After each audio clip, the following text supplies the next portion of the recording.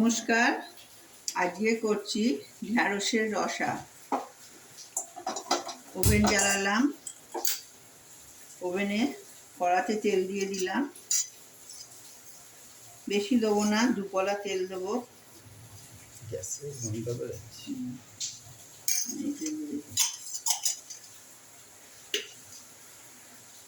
আমার এখানে ঢ্যাঁড়স আর আলু ভাজা আছে, আলু সেদ্ধ হয়ে গেছে। আমি এবারে কড়াতে তেল দিয়েছি, কড়াতে 5 ফোড়ন দেবো।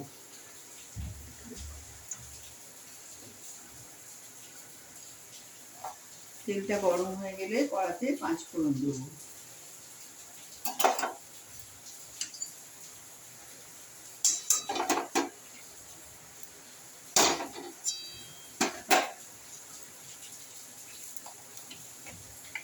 পাঁচ ফোড়ন দিচ্ছি।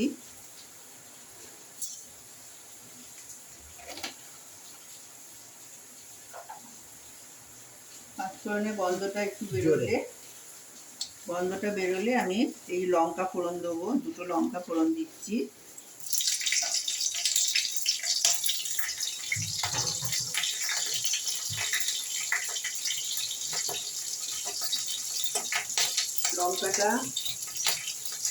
মশলাটা ভাজা হয়ে গেছে। এবারে পেঁয়াজগুলো কুচানো আছে, পেঁয়াজগুলো দিয়ে দিচ্ছি।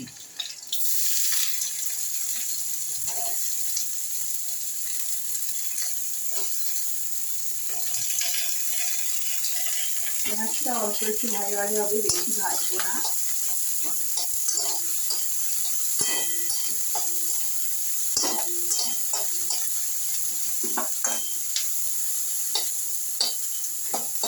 একটু কাঁচা একটু রঙটা চলে গেলেই আমি ওতে টমেটো দিয়ে দেবো। খুব তাড়াতাড়ি রান্না হয়ে যাবে, কারণ আমি এইসবগুলো ভেজে রেখেছি।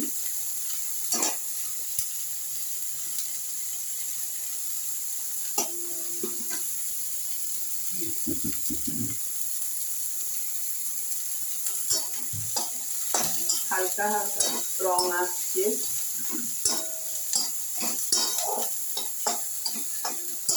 হালকা রং ধরেছে।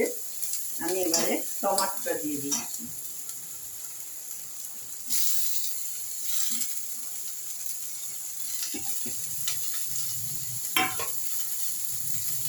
টমেটোটা দিয়ে একটু নুন দিয়ে দিচ্ছি। নুনটা দিয়ে দিতে হবে, কারণ এগুলো সব নুন দিয়ে ভাজা আছে। লঙ্কা আপনারা আপনাদের মতন দেবেন, আমি 2টো লঙ্কা দিয়েছি।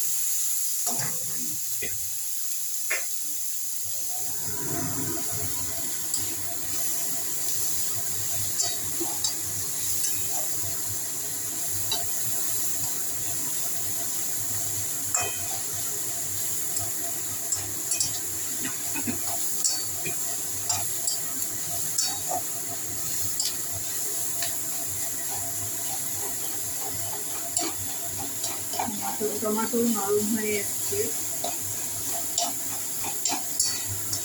ঢ্যাঁড়সের অনেক রকম পদই করা যায়।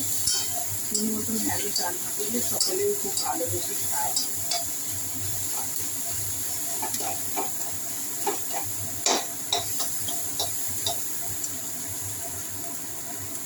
এবারে এই আদাটুকু দিয়ে দিই। আদাটা একটু গ্রেট করা আছে।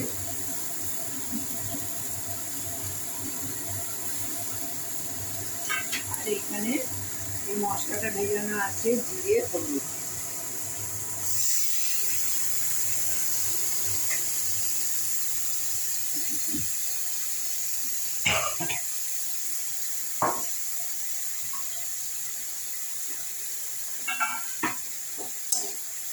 মশলাটা একটু কষিয়ে নিয়ে আমি আলু ঢ্যাঁড়স এগুলো আছে দিয়ে দেবো।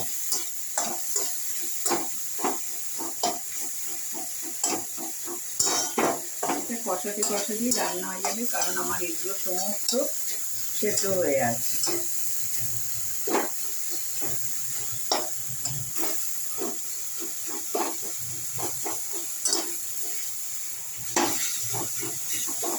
এবারে আমি প্রথমে এই আলুটাকে দিয়ে দেবো।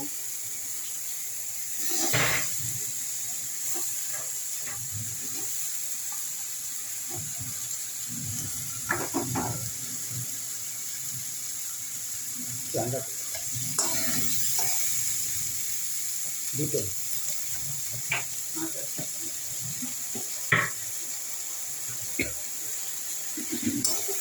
এটা আলুটা একটুখানি মিশিয়ে নিয়ে এবারে একটুখানি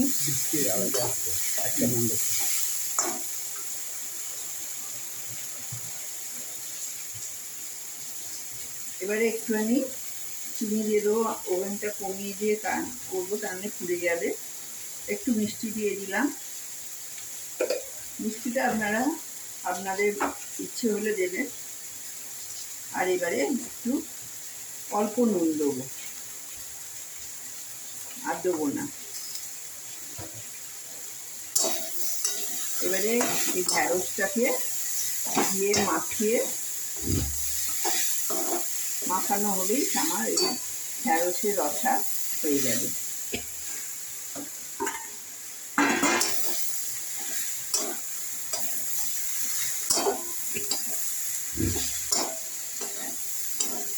এই ঢ্যাঁড়সের এটা করছি, আমার গাছে ভর্তি ঢ্যাঁড়স। সেই ঢ্যাঁড়স তুলে আজকের এই রান্নাটা হচ্ছে।